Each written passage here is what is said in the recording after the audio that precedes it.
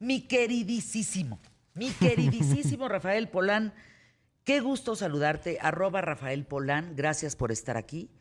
De Drácula al Titanic, órale, Oh, sí. a ver, Mira, arráncate. tú vas a decir, ¿qué tiene que ver Drácula con el Titanic? Vamos a hacer una relación bien curiosa entre estos dos, entre esta obra y el hundimiento del Titanic. Es de estas curiosidades históricas, Fer, que a mí no sé si me hacen reír o me hacen llorar. Ahí les va. Tenemos que hablar primero de Drácula. Si yo les digo a ustedes acerca de Drácula, Drácula es la novela gótica, ¿eh? Dentro de este periódico del gótico inglés, Periodo.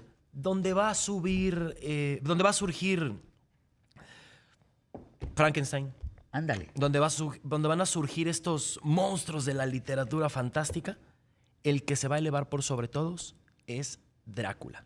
Lo más chistoso de Drácula es que Drácula, contrario a lo que muchos piensan, no inventa al vampiro, no es la primera novela de vampiros de la historia. Los vampiros ya existían. ¿A qué me refiero con que ya existían? En el imaginario popular. Durante la Edad Media, la figura del vampiro se va a hacer muy importante porque la gente no sabe explicar ciertas enfermedades. Que de pronto abran las tumbas y el tipo esté hinchado y con sangre en la boca. Ah, hijo. Entonces dicen, este se levantó en las noches a comerse gente. Son seres que envió el demonio. La figura del vampiro es importantísima. Tú vas a usar las cosas que te den miedo, que desconozcas.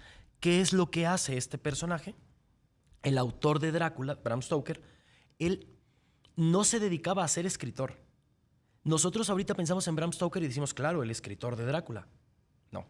Él era tan escritor como crítico literario, crítico de teatro, como agente de artistas. Ándale. Y la escritura de la novela era...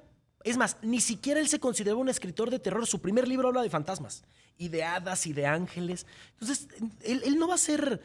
Drácula no va a causar como un impacto en su vida porque el autor de Drácula se muere pobre.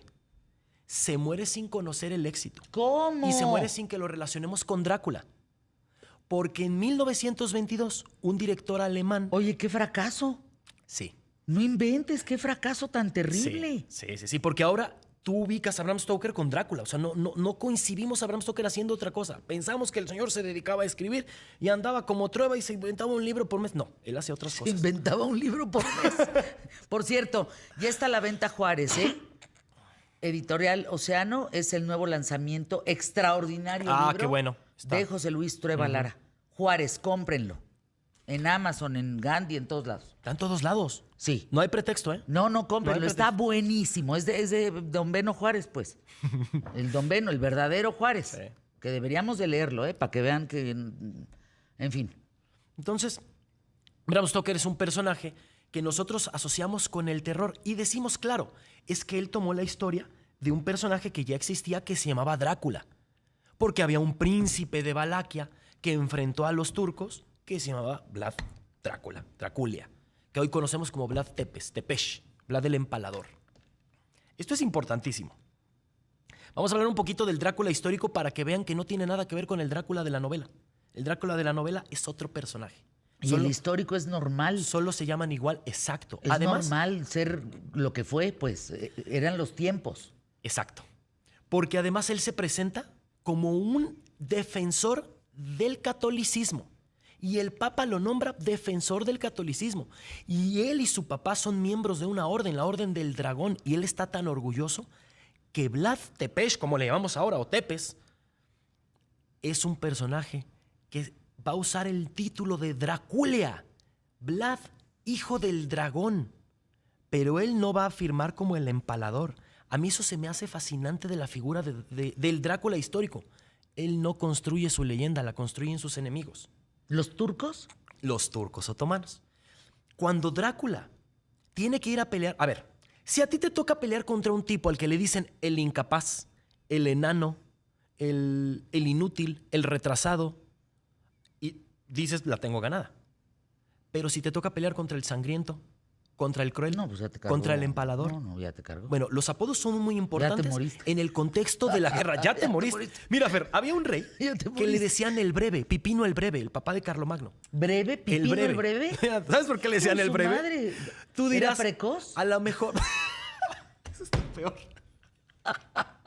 ¿Cómo fui a decir eso? El breve. ¿Cómo fui a decir eso? Tú dirás, pues porque algo de su vida duraba muy poco tiempo. A lo mejor su reinado puede ser. No, medía 1.37 y le decían el breve. Me cargas y me van a empezar. Entonces, Qué bueno que... Si a ti te toca pelear contra un La breve. guerrero al que le dicen el breve, Usted, entonces dices, oye, lo aniquilas en tres Fer, patadas. tenemos que irnos a la guerra contra los ejércitos de un tipo que le dicen el medio metro. Ya ganamos. No. Ya ganamos. No, ya ganamos. No hay cómo. Ya ganamos. Bueno, los El apodos breve. son muy... Está bueno el breve, ¿no? Buenísimo. Digo, es que yo... Ya. Sí. Chitón. Sí. Siéntese, señora. Entonces, Ya siéntese, señora. Si tú tienes que enfrentarte a un personaje al que le dicen el terrible, el empalador, No, bueno. bueno, él firma siempre como Vlad Draculea. Él siempre se va a presentar así. Las firmas que conservamos de Drácula nos demuestran que él nunca se va a presentar como el empalador. Son sus enemigos. ¿Qué hacía él? ¿Qué dicen sus enemigos que hacía? Algo que probablemente sí haya sido cierto, pero que las crónicas van a exagerar.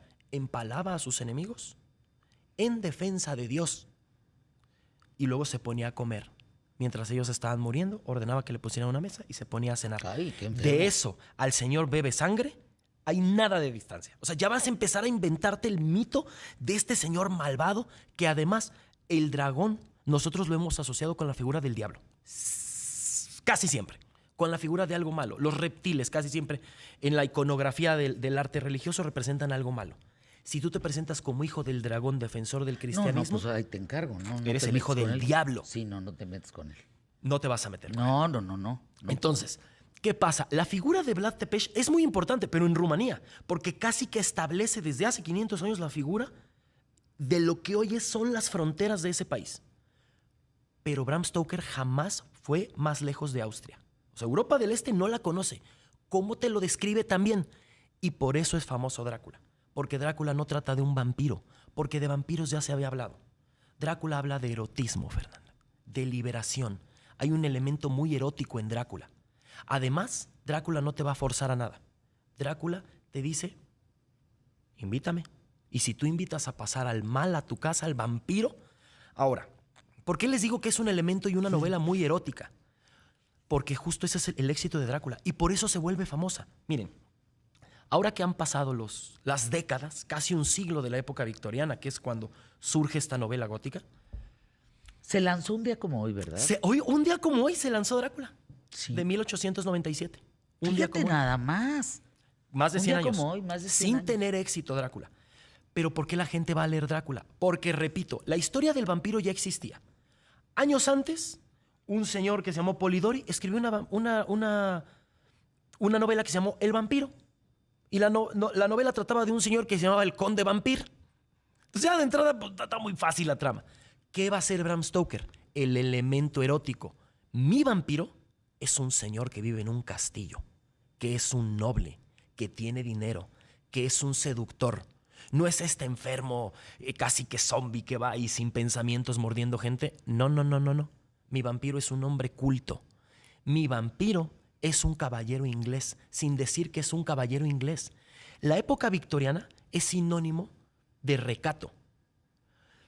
Ahora nosotros, como ha pasado mucho el tiempo, generalizamos las épocas y pensamos que toda la gente del siglo XVIII pensó igual.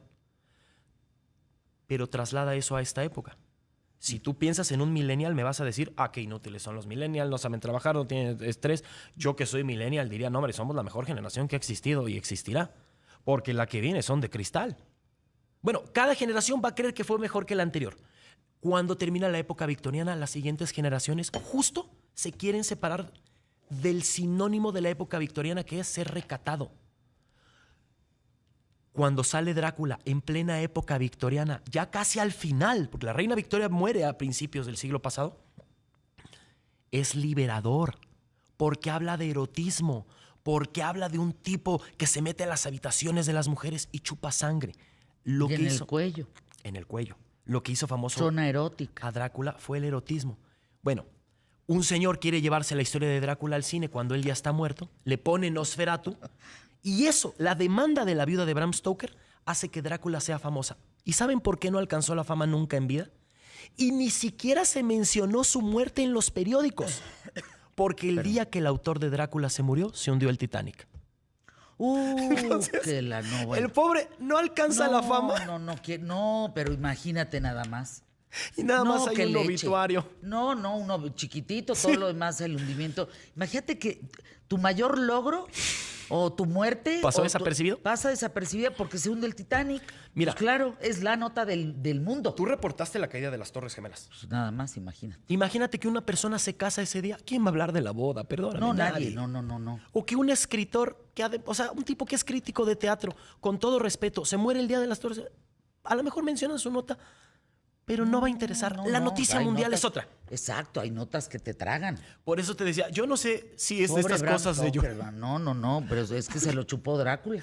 Sí, la maldición del vampiro. Fernanda. Exacto. Lo que sí es que él nos deja el vampiro moderno, el vampiro elegante, el de Bela Lugosi, nos lo dejó él. Oye, ¿y el Drácula de Netflix? ¿Ya lo viste? No. ¿Qué? Es un forro de hombre. ¿Cómo se llama, Santiago? El Drácula de Netflix. ¡Qué bárbaro! No. ¿Quieres verlo? Sí, claro. ¿Qué te pasa? O sea, es lo más sexy, sensual, cachondo, tú las traes que yo he visto en la faz de la tierra. Anuncios. ¿Qué? ¿Dijo? Estoy hablando de Lucifer. Sí, Lucifer. Estoy hablando de Lucifer.